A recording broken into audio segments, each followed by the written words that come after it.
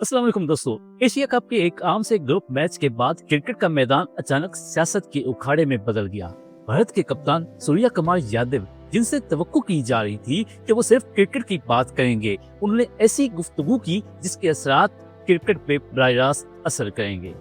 14 सितंबर के मैच के बाद प्रेजेंटेशन और फिर प्रेस कॉन्फ्रेंस में सूर्या कुमार के अल्फाज ने क्रिकेट के खिलाड़ियों के बजाय फौजी झड़पों की तरफ इशारा कर दिया। और यही वो लम्हा था जब क्रिकेट, जो हमेशा दोनों ममालिक के दरमियान पुल का किरदार अदा करती रही है, एक बार फिर तनाज़े का शिकार हो गई। आईसीसी ने मामले का सख्ती से नोटिस लिया, तहकीकात हुई, समाअतें हुई और फिर फैसला सामने आया। सूर्या कुमार यादव को ज़ाब्ता इखलाक की खिलाफवर्जी का मुर्तकिब करार दे दिया गया। मैच रेफरी ने उनकी अपील मुस्तरद कर दी और नतीजा ये निकला कि भारतीय कप्तान पर मैच फीस का 30% जुर्माना आयद किया गया।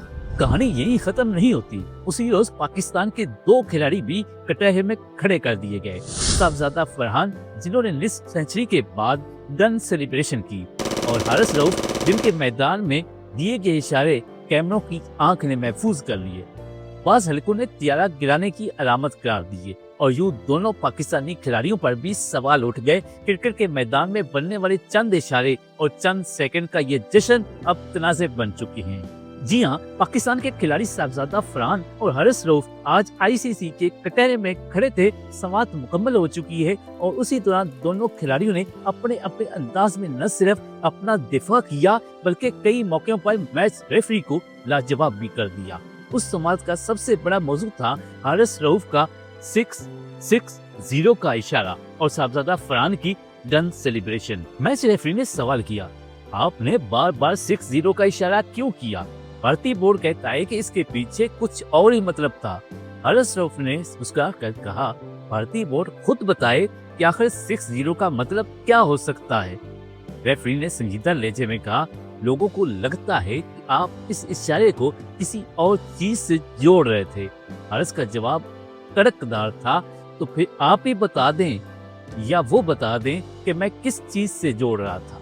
रेफरी ने एक और सवाल डाला, अगर ये इतना ही बेसरर इशारा था तो आपने इसे बार बार क्यों दोहराया?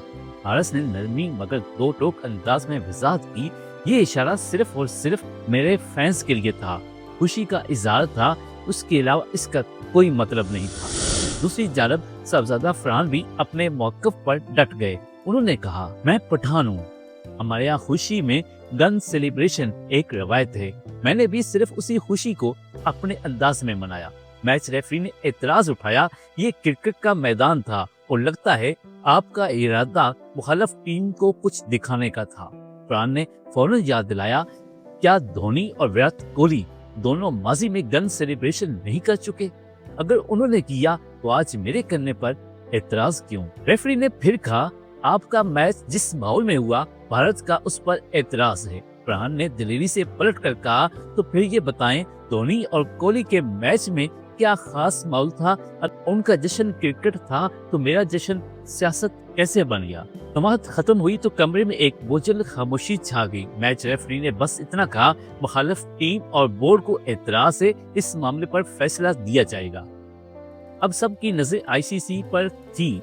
फैसला आ गया और मैच की फीस का 30% जुर्माना ऐड कर दिया गया हारिस रऊफ पर, और जबकि साहबजादा फरहान को सिर्फ वार्निंग दी गई। लेकिन सवाल ये, क्या क्रिकेट के ये इशारे, ये जश्न, ये मुस्कुराहटें हमेशा सियासत और तारीख के बोझ तले दबती रहेंगी? क्या फिर कभी खेल को सिर्फ खेल की आंख से देखा जाएगा? क्रिकेट जो कभी 2 कौमों को करीब लाती थी, आज फिर एक नए तनाज़े की जद में है। हमारी दुआ है कि क्रिकेट को क्रिकेट ही समझा जाए और शायकीन के लिए महसूस होने का ये बेहतरीन बहाना है, एक बेहतरीन गेम है। मेरे चैनल को सब्सक्राइब जरूर कीजिएगा। अल्लाह हाफिज।